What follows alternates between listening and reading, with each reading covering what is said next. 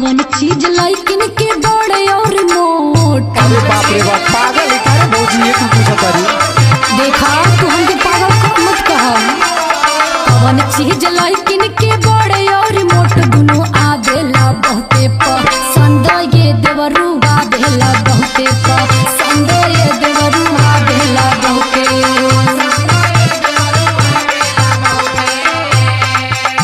सुन भौजी, बोला। अगर तेरे सवाल के हम जवाब दे दे हाँ तो का हमार कहीं सेटिंग लगा देगी? अरे एकदम बिल्कुल लगा दे हो। तो सुन ना। बोला। लड़किन के बड़ मोट छोटी जब होला। सुन ली भौजी? हाँ हाँ सुना तनी हो। सुन ले।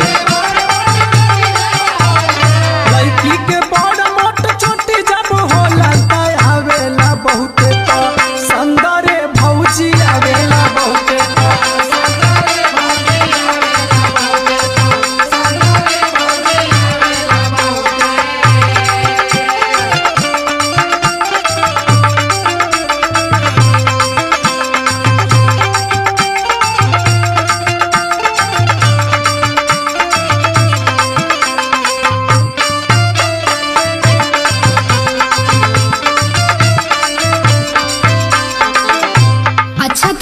सवाल तू बता देला। हाँ। तनी है दूसरा सवाल बतावता तब तो के आज हम मरद जानी।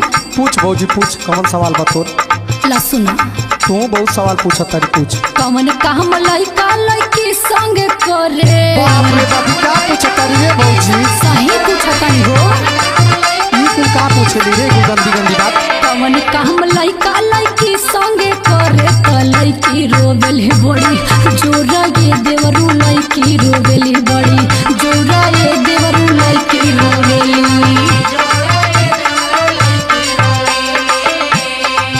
सुन भौजी। बोला। एगो सवाल के तोर सही सही जवाब दे देनी है ना? हाँ एकदम देला। अगर दूसर का अगर सवाल के तोर जवाब दे दे हाँ तो बताओ ओकरे बदला में का कर दी? तो सोच ला। तो सुन ना। लड़का जब नैहर से ससुराल जाले। सुनो तारी ना भौजी? अरे हाँ हो सुनो तनी। सुन ले, कान खोल के सुन। लड़का जब नैहर से ससुराल जाले तो लड़की रोवेली बड़ी जोरा रे भौजी लड़की रोवेली बड़ी जोरा रे भौजी।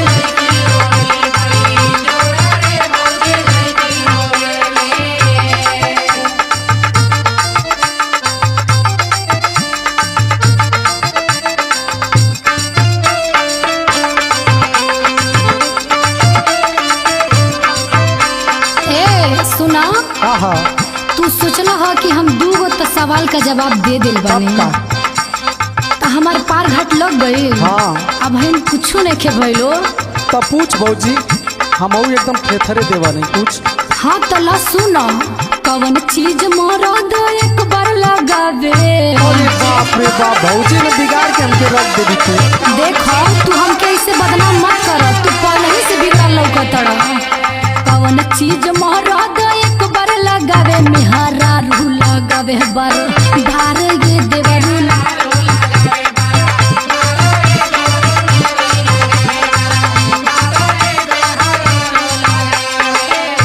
तो सुन भौजी। बोला।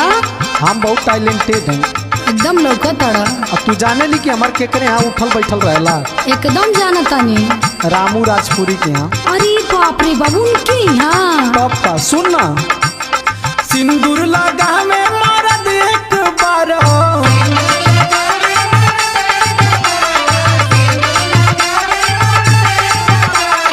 सिंदूर लगा में मरद एक बार में हरारू लगा में बार बार रे भौजी।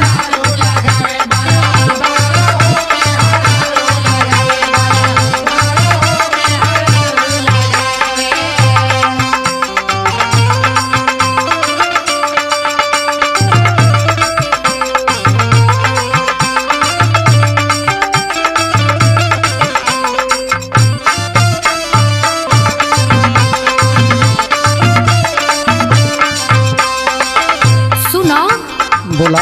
है लास्ट बार सवाल बा। पूछा ना। एकदम तू जवाब सही सही दे के बतावता आज जान जाए कि तू आर केकरे केकरे के बैठक उठक रहला। पूछ भौजी।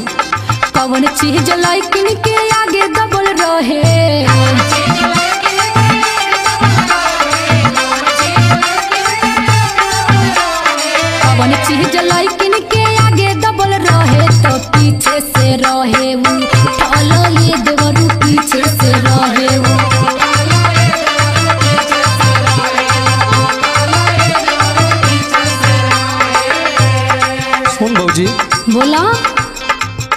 जौन पूछा तारी ना हाँ ये कुल में तामे एकदम PhD कैले बनी। अच्छा तो यही से गली गली घूमा तड़का कोनो नहीं फंसा तड़ी तो सुन ना